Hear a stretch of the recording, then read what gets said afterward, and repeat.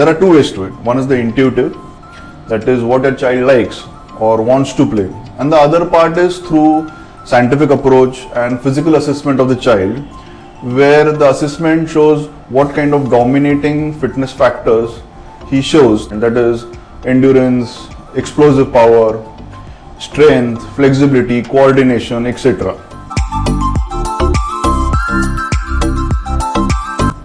This is a very gray area.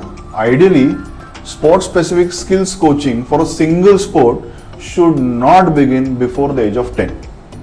But if parents are exposing their kids to multiple sports without the pressure of competition and competency, then it is very good. Before the age of 10, what you should be focusing on is a holistic development of the basic motor skills of the kid. That is running, jumping, climbing, hanging, catching, throwing, and all of the above. Now some of you might say that Nadal started tennis coaching at the age of 3, but he was an exception. On a general level, when kids start sport-specific coaching for a single sport at a very early stage, motor development or motor skills which are not involved in that specific sports always remain underdeveloped. For example, I had an excellent swimmer with me, but it was very difficult for him to run. So such things may happen which become very difficult to correct later on in life. Initially, it is not intensive for the kid or the parent, but as the kid progresses to a professional level, it becomes a full-time job for at least one of the parents. There is traveling, tournament planning, nutrition, coordination with the coach, trainer and the support system. So eventually it becomes time and effort intensive.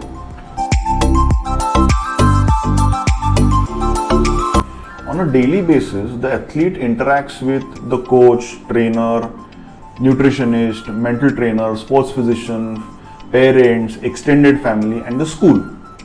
Now all these adult entities should be on the same page with regards to the athlete's sporting career.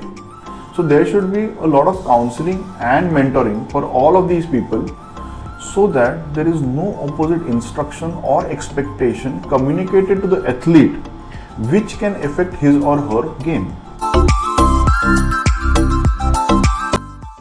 An athlete burnout is a phase where the athlete is overstressed. He or she might lose interest in her sports.